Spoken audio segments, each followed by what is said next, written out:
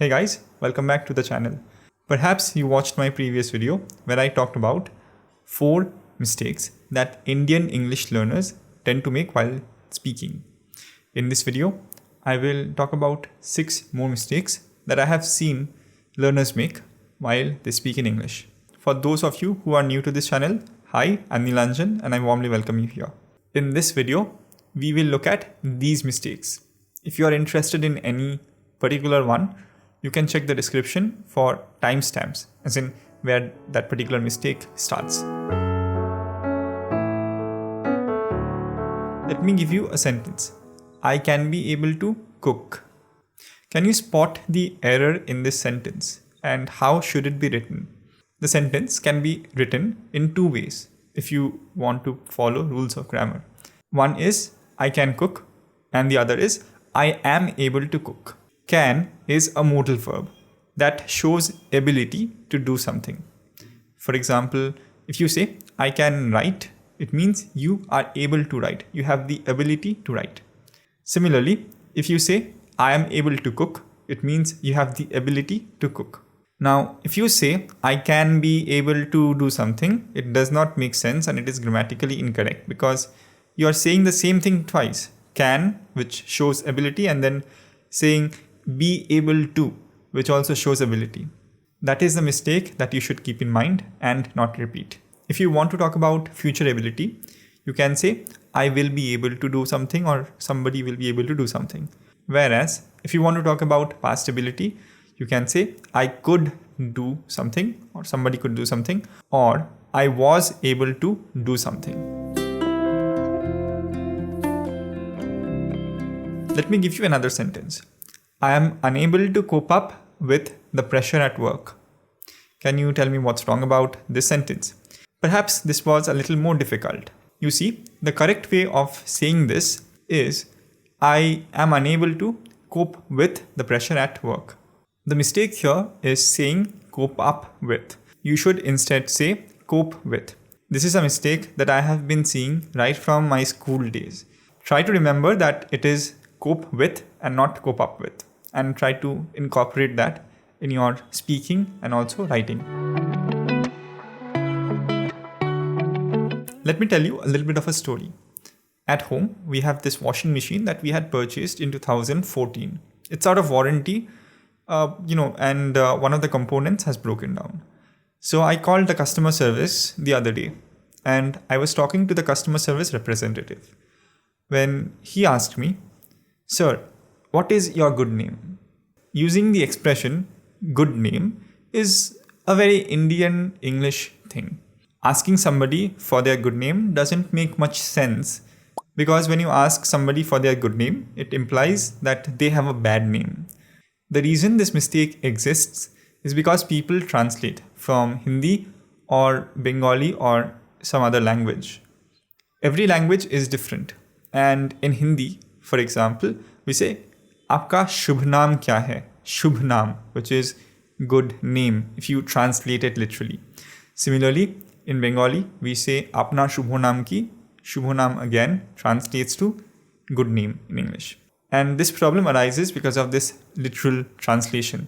So, instead of asking, what is your good name?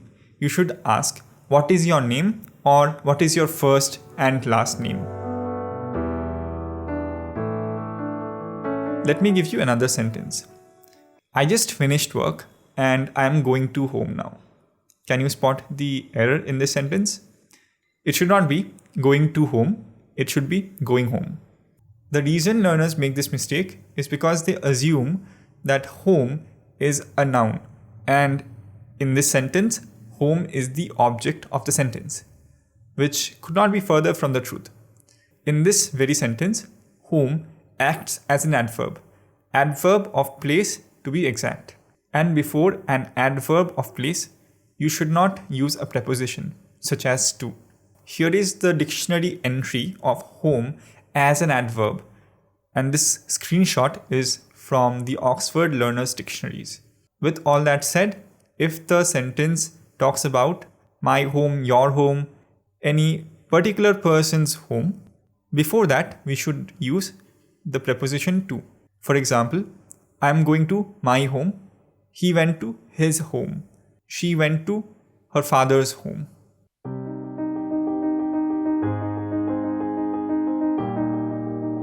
Let me give you 2 sentences. Don't worry, we all do mistakes. And the best of us commit mistakes. Can you spot the errors in these 2 sentences? If you said that do mistake and commit mistake sounds odd and it does not go together, then you are absolutely correct. In any language, you put words together depending on certain rules or certain norms that exist. And that is known as a collocation. Make a mistake is a standard collocation. Do a mistake is not. Neither is commit a mistake. In Hindi, we say galti karna. In Bengali, we say bhul kora. Karna or kora are Hindi and Bengali terms for do. And when people translate from Hindi or Bengali to English, then there is a mother tongue influence which gets them to make this mistake. So that's how we get do a mistake, effect of translating from Hindi or Bengali to English. Now, as for committing a mistake, people often equate a mistake with a crime. And while doing so, they end up saying this thing which is not correct. And since we normally say commit a crime, learners assume that commit a mistake is also correct in English. But it is not. So the correct way of saying those 2 initial sentences is the best of us can make mistakes. And don't worry, we all make mistakes. So yeah, all of us make mistakes, but it is important that we understand what those mistakes are, we learn from them, and that we don't repeat them in the future. Now, when we talk to somebody, we tend to introduce ourselves, which is perfectly normal and acceptable. When I talk to students, they often introduce themselves. So let's say I'm talking to another person named Nilanjan, and that Nilanjan introduces himself to me. He says, myself Nilanjan, I am from West Bengal. The issue is saying myself Nilanjan, or in case of somebody else, myself Rahul, myself Suchitra, myself Suresh, or myself Roshni. You see, when you are introducing yourself, you should use the personal pronoun, the subject pronoun I. Instead, people tend to use the possessive pronoun myself. Myself, ourselves, yourself, these are all possessive pronouns. And these are different from subject pronouns.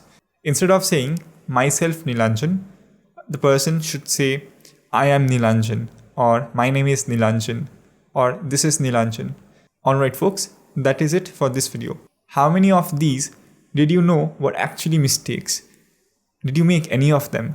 Also, can you think of any other mistake that you have seen other learners make? Let me know in the comments below. If you liked this video, if you got value out of it, make sure to leave a like and also share this video with somebody you know who can benefit from this video. To watch more videos like this, make sure to subscribe and hit the bell icon. That will notify you when I upload a new video. If you have got questions or suggestions, you can also let me know about that in the comments below. Stay safe and keep learning. Take care. Bye.